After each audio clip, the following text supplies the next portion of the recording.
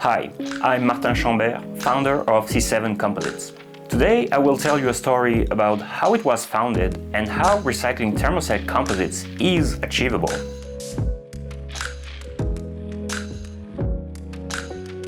I've been a composite engineer for two major companies in the ice hockey industry and have been engineering sticks, but also other sporting goods that have been sold by hundreds of thousands or even millions of units, literally.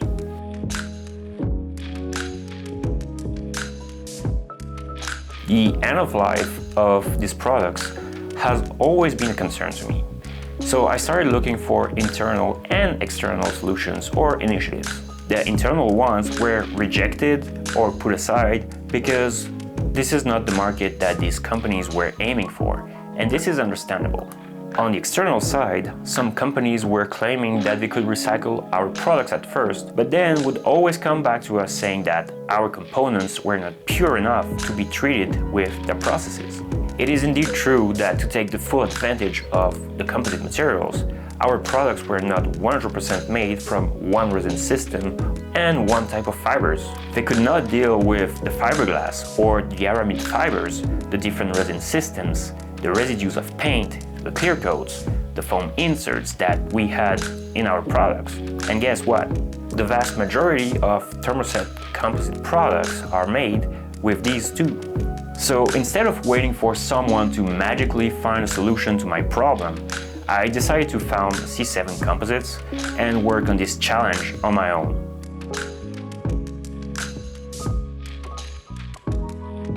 And here we are. 3 years later, we have developed a low-tech process that transforms obsolete products dedicated to landfills into panels made from a new kind of material. These panels can then be transformed like you would transform wooden panels.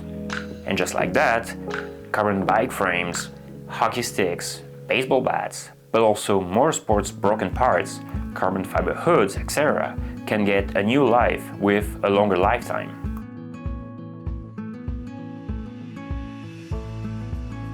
The waste become furnitures, trophies, but also tombstones if you want to. Anything that has a longer life cycle than the previous life is a win.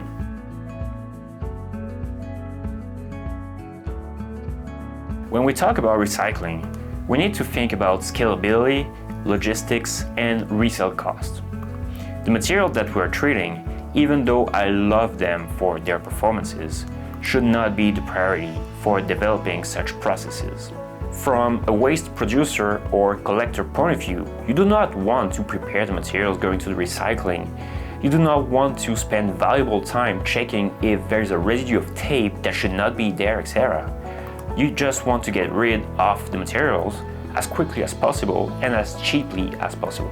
From a recycler point of view, you want to accept the waste in different shapes or form and have a robust process that will treat big volumes with the least amount of labor involved, energy consumed, and logistics expenditures to give your reselling customers a product that costs less than one using spanking new materials.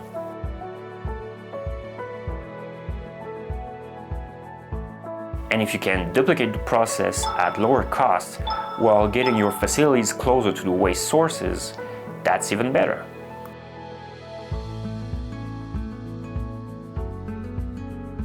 No, the stiffness to weight ratio of these panels is clearly not as good as what long fibers reinforced composites can be.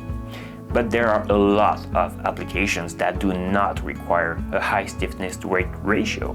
That's actually a shame that most of the time, the other mechanical or physical properties of composite materials are forgotten or put aside. In our case, we are giving equal chances to the recycled material to be used for its chemical resistance, its heat management capabilities, or its impact resistance.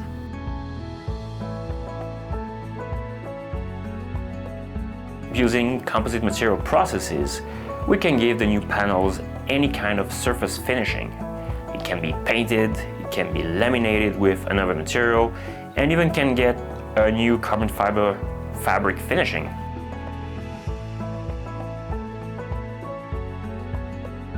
The last few words on this process.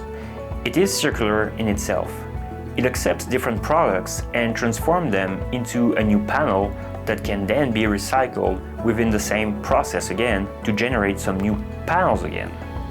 The process is not circular in the sense that the initial product will never be made again, like no carbon fiber bike frames will be made out of this process, but that doesn't really matter.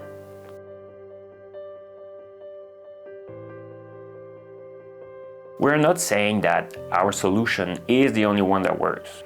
We would actually love to see more initiatives like that complementing each other to get the most out of the composite graveyards that we, as industry members, are creating. Our solution is one alternative, and it is available now.